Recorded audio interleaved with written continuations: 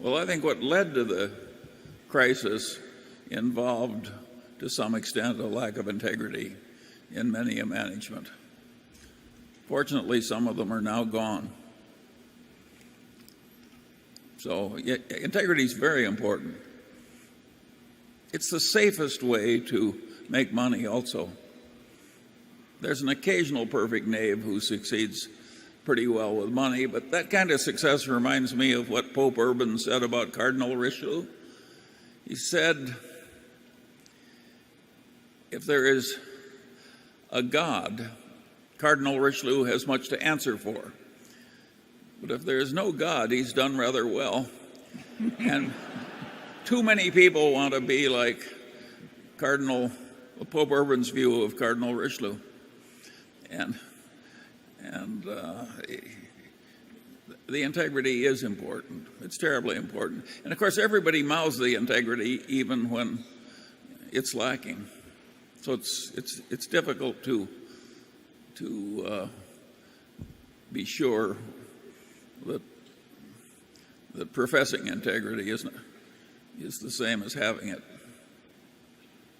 The everyone else is doing it is the toughest thing. I think. Yeah. You had this classic example in about 1993, roughly. The Accounting Standards Board came out and says what was obvious to everybody all along was that stock options were actually expensed, and that expenses, for some reason or another, belonged on the income statement. And corporate America fought back like you cannot believe. I mean, it was like World War III had broken out in terms of armies of CEOs marching on Washington. So the Accounting Standards Board backed off. Senate voted 88-9 to tell them that, what the hell did the Accounting Standards Board know about accounting, and that the Senate would tell them what accounting was all about. When the Accounting Standards Board backed off, they said, we'll now say that you can do it one of two ways. Number one is preferred, which was to expense.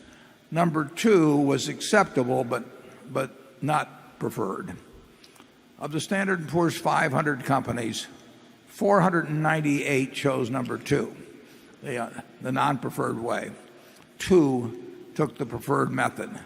And I talked to a number of people in that 498 that I would trust to be a trustee of my will. I'd love to have them as a next door neighbor. They could marry my daughter. But in the end, they said, I can't do it if the other guy isn't doing it. It was a variation on I'm doing it because the other guy is doing it.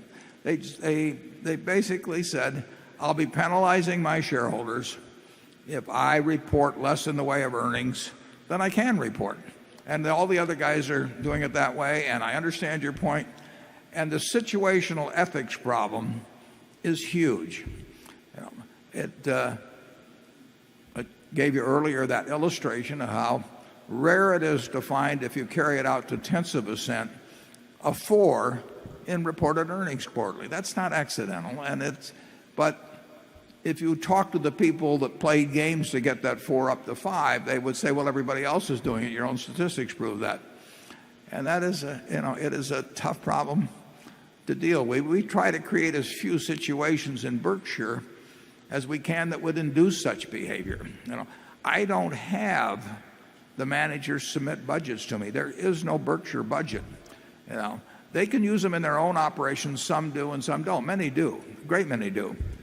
But if they submit them to me, and the temptation becomes, if they're not quite making it and they think I'm looking at that all the time, the temptation becomes to fudge in some way. And very few would do it. But the more that thought the other ones were doing it, the more that would do it. It's just human behavior. And you want to kind of create a structure that minimizes the weaknesses in human behavior. And I think Berkshire's about as good a place at that as any, although I'm sure we're not perfect at it. Charlie?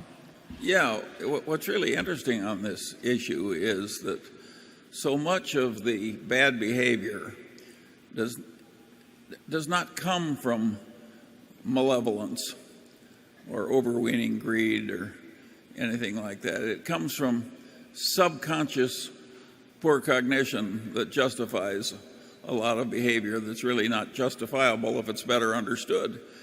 And that happens to practically everybody. And the cure is very difficult. The best cure is to have a system where the people who are making the decisions bear the consequences. And that's why the system that Wall Street created, where nobody really owned the mortgages, they just passed them rapidly to somebody else at a profit. And so nobody felt any responsibility that the mortgages be any good. Systems like that at a basic level are irresponsible systems. And it's deeply immoral to create irresponsible systems like that. But the people who create them don't realize they're being immoral. They think those systems are wonderful. Who do you see apologizing for the behavior you now find so regrettable in our recent mess? There are very few apologies, you'll note. People think they did fine.